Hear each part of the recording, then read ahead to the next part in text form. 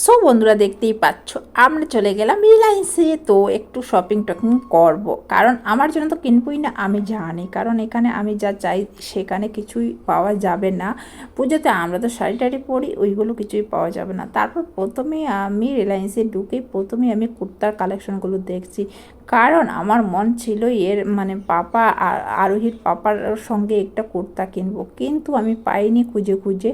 আর যেটা পছন্দ হয়েছিল সেটা পরে দেখেছি এর টাইট হচ্ছে, এটা হচ্ছে না। তারপর কুর্তার থেকে চলে গেলাম, চলে গিয়ে অন্য জায়গায় অনেক জামা কাপড় কিনেছি, কারণ এগুলো ভিডিও শ্যুট করিনি। ভিডিও শ্যুট করার পিছনে থাকলে না আমার কেনাকাটা হবে না, এই জন্য আমি করিনি বন্ধুরা।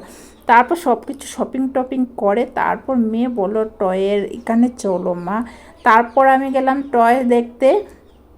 প্রথমে আমার মেয়ে দেখালো হ্যান্ড পাঙ্খা, বলছে কি গরম লাগলে এটা চালিয়ে চালিয়ে চলবে মা, নিয়ে নাও।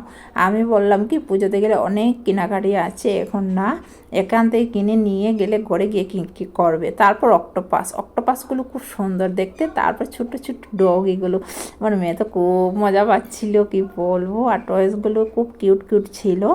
তারপর দেখো বন্ধুরা শপিং টপিং সব কিছু শেষ হয়ে গিয়ে আমি চেয়ারে বসে গেছি, কারণ আমার অনেক পা ব্যথা করছে। আর এদের পাপা যাচ্ছে মানে বিল কাটিং কাটতে, মানে যেগুলো জিনিস নিয়েছি, কিন্তু আমরা মা বেটির জন্য কিছুই নেওয়া হয়নি, নেওয়া হয়েছে এরা বাপ বেটা, ঠিক আছে।